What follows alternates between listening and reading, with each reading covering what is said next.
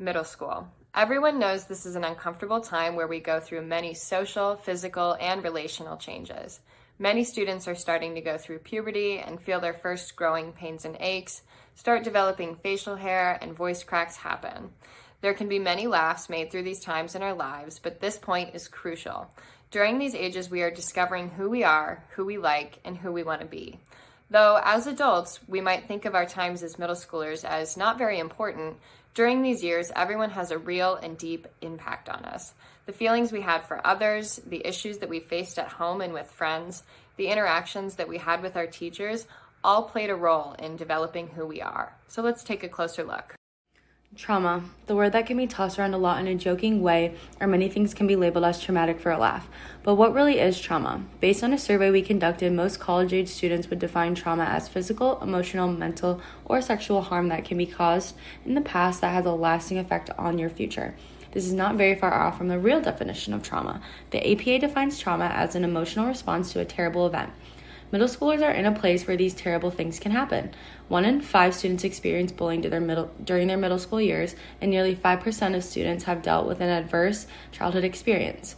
These students experience real and hard situations in schools and at home, as evidenced by the 4.4 million maltreatment reports and 7.9 million abuse reports sent in.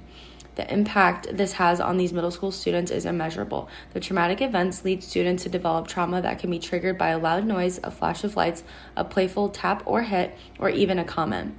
This has a lasting effect that reaches and will continue to impact these students as they grow into adults that they will be.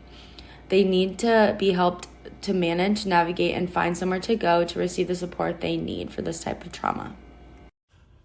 For about 8 hours a day, students see a group of adults. Every weekday except holidays, summers, and some work days, these adults work side by side with students as they navigate their academic process, learning to make friends, developing social skills, and learning who they are. These adults have a very special job: to prepare the next generations to be active members of society and help change the world for the better. These adults are teachers. They're necessary for students to best obtain an education and grow. These teachers see them in the halls, in the lunchroom, before school, after school, and maybe will coach a sports team. These teachers must take 4 years of training to understand how to properly manage a classroom, teach their field or fields, connect their curriculum to the community and current events, and they need to connect it to social justice. With all this, why are they not prepared to help students with the trauma that is so clearly present in schools? There is a strategy to best help these students who are faced with the reality and effects of the trauma they have. It is called trauma-informed teaching, or understanding of how trauma can impact learning and behavior. This is crucial to helping students be in an environment that will best support them and their growth. Instead of disregarding the state of mind and how safe a student feels, this strategy works to understand the students, what they are dealing with, and how to best support them while still helping them receive a great education. Implementing this can also help prevent flashbacks or reopen old wounds for children. They can feel safe knowing that when they come to school, they will not be entering a minefield where at any second their world could come crashing down. Trauma-informed teaching can really help students in the school and classroom feel safe, but will not always allow students to be able to heal and receive the help they need to grow and flourish.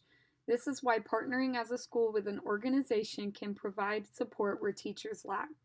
A great example of this is the organization Mind Peace. This incredible organization's goal is to help provide for families and students who need adequate health resources. This group could be an incredible resource for a school, as it has already come alongside 190 schools in 22 districts to help these students receive the help they desperately need. This organization could help teachers understand warning signs of maltreatment and trauma in students and work together to create a way for students to know how to reach out and receive the help they need.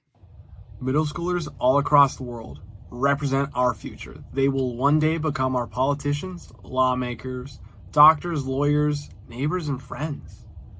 If we want to help make our world a better place and lead them to making discoveries that will change the world, we need to make sure that they grow up in a place where they feel safe and comfortable. They need to know that they are welcome and that they are important. They need to know that their mental health is important, and they need to know that they matter.